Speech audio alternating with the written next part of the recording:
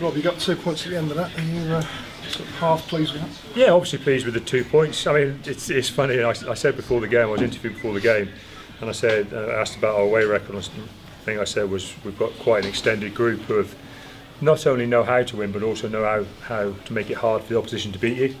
And I actually think that's probably the bit we got the most wrong today, because it felt like multiple times when we started to get our teeth into that game, that's where we erred. I mean, early on, we kind of could have seized control of the game with a couple of 5-metre opportunities we had in the first half, and we knocked one on a pick and go, and another one I think we play away when we don't need to play away.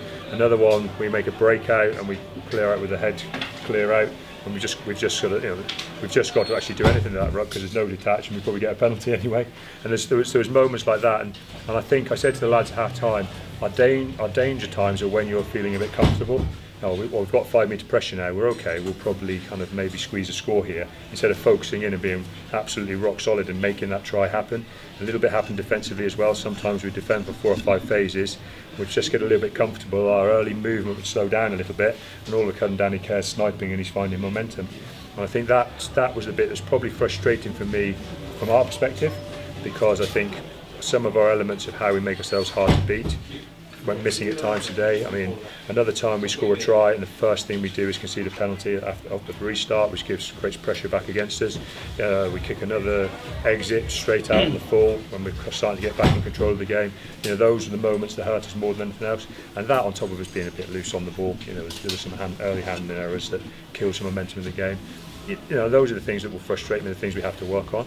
But on the flip of that, you've also got to pay credit to Harlequins, because there's no doubt that some of those errors and some of those pressures happen because of the pressure the opposition are putting on you, both on the scoreboard, and they took a couple of tries pretty much out of nowhere with kicks through, and they gathered those really well. They were really kind of good moment tries where they created really good moments themselves. You've got to give them credit for that. And you know, as I said, some of the frustrations we've got to also applaud Harlequins for, because you know they created some of those moments against us. Are you actually going to see the benefits of this in the cold light today? I mean, you still took 2 points. You had a run of 8 wins in a row. You now lost one, but you get a chance to reset now. Well, if you're going to lose one, you want to get 2 points when you lose, don't you? It's the best outcome you can get. So that's obviously pleasing itself. Obviously, the fight we showed through the game. You know, I've no doubt that we've got a group of players who are fighting hard.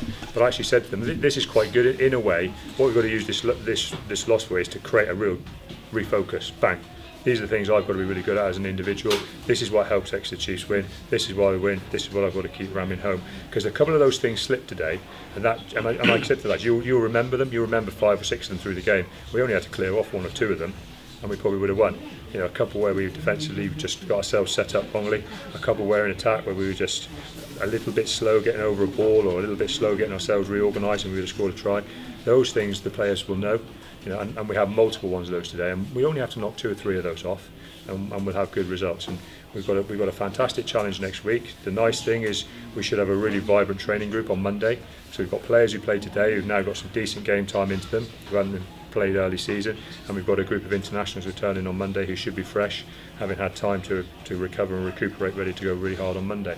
Those things are real positives for us, and we've got to make sure we take those into the roster. That's what I was going to say. Is this going to re-energise you into your European doubleheader, which is pretty pivotal to get 2 wins there? Well, it should do, because if we need to find energy to go into Gloucester at home in the Heineken Cup, then you know, then I've got to really try and do something and shake something up. I don't think that will be the case. The changing room feels frustrated and disappointed, but it will do, because I expect they wanted to sing a song in the changing room and celebrate winning again.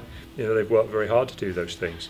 But you know, sometimes hard work isn't quite enough. Sometimes it requires a bit of accuracy and a bit of real focus, and a bit of making sure that you have a real quality game every time you play. Just on those international lads, they've been out of the club. They're just on the they came in early in the week for just some screening, so we knew where they stood. Because obviously the important thing for us was we didn't want them to just disappear after the England game and turn up next Monday, and then we suddenly find there's loads of reasons why they can't train. Right. So the important thing for us was we got them in early in the week. We made sure they had any physio or any conditioning issues that were there identified very quickly. If they've needed any ongoing treatment, etc., they've had it, but they haven't taken part in club sessions this week. They've been purely there to re-energise and recover, with a big focus on training next Monday. How frustrating is it to lose Jack Noel again early in the week, 8-9 weeks, you said? Losing any good player is frustrating. We don't have any particular issues with that happened. You know, these things often, you know, a player can take off in training. He was a little bit stiff and sore, but that's for Jack to take some responsibility for. He's aware of that. He hasn't pulled a hamstring before. For a winger, he's never pulled a hamstring, and I think he was probably just unaware of how he was feeling, and probably could have either worked himself a little bit better or been a little bit wiser about how he was training at the time. So we don't have any issues with it at all. It's frustrating. He's a good player, but what we got to do is try and get that 8 weeks as valuable to him, and get him back as quick as we can, and hopefully he can still have a couple of games before the Six Nations World, right? Thanks, Rob. Right, thank you guys. Cheers.